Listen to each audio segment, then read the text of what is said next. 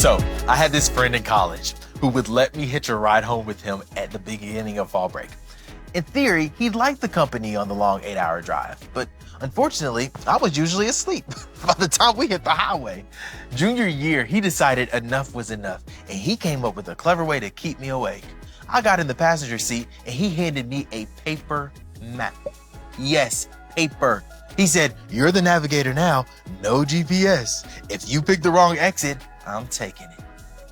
I said, "Bruh, what?"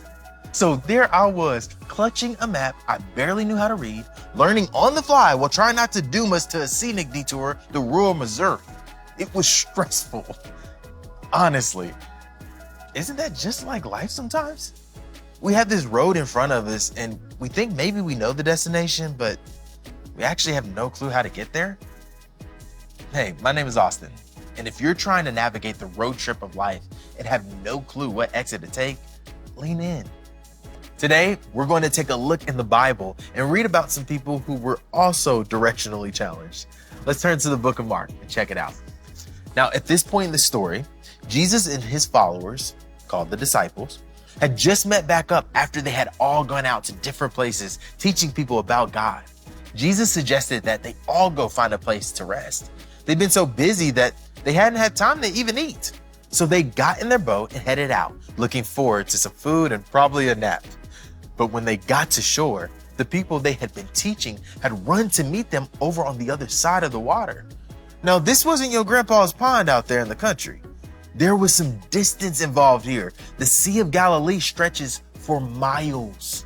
But these people were so eager to hear more from Jesus that they booked it on foot to beat the boat. I mean, that's commitment. So how did Jesus respond to his low-key evening with his friends getting derailed by these eager beavers? Let's see.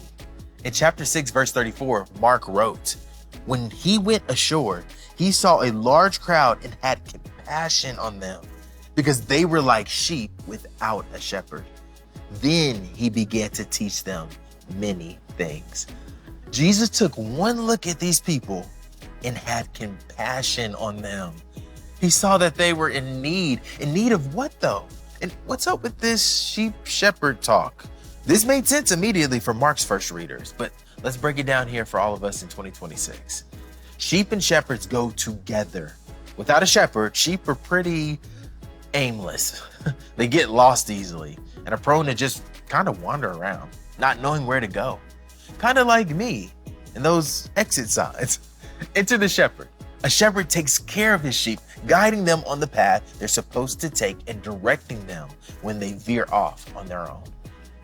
So when this passage tells us that Jesus saw these people like a sheep without a shepherd, it means they had no direction.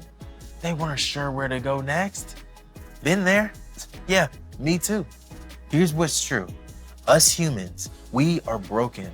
Left on our own, we're like sheep without a shepherd. We lack direction and can feel disoriented and lost. But notice Jesus' response here. He didn't say, "Ugh, these people need to get it together." Mark wrote that he had compassion on them, and that compassion resulted in him teaching them. Jesus cares deeply for people who are wandering, and he cared enough for these people and for you and me to give us a solution to our aimlessness. See, when Jesus taught these people, he was giving them what they needed most, direction and purpose. He didn't just have sympathy, he cared enough to actually give the answers they were looking for. Okay, stick with me, because if you thought the whole running faster than a boat thing was wild, what happens next is even more crazy. Eventually, it got late, and the disciples asked Jesus if it was time to wrap it up. People were probably hungry and tired, so it made sense to send everyone into town to grab dinner and call it a night, right? But Jesus told the disciples that they could feed them. Understandably, the disciples were confused. How could they feed all these people? But Jesus sent them to ask the crowd if anyone had food, and they returned with 5 loaves of bread and 2 fish. Let's pick up here in verse 41. He took the 5 loaves and the 2 fish, and looking up to heaven, he blessed and broke the loaves. He kept giving them to his disciples to set before the people. He also divided the 2 fish among them all. Everyone ate and was satisfied. It's clear. Jesus didn't stop showing compassion to these broken, directionless people. He used his power to give them exactly what they needed and what they definitely could not provide for themselves. First, he gave them purpose and direction through his teaching. And then this miracle of providing food displayed to them that with him, they could be satisfied fully. Honestly, this miracle can be difficult for us to wrap our heads around. And it should be.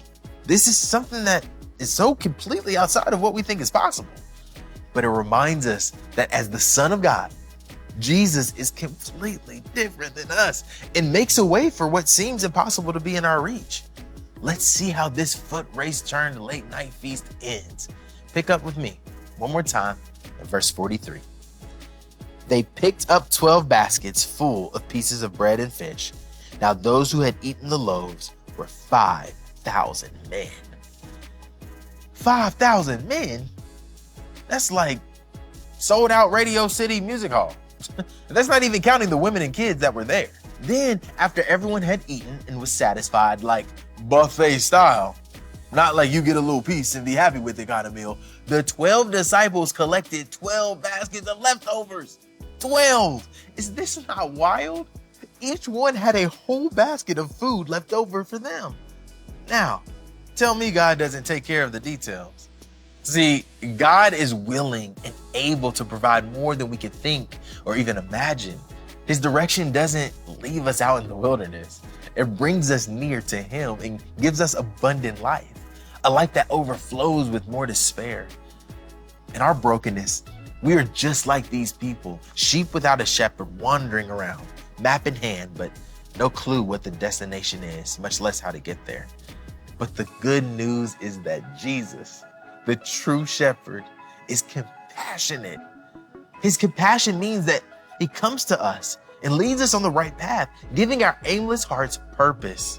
We are most satisfied when we are in the loving care of the Good Shepherd, leading us forward for his glory and our good.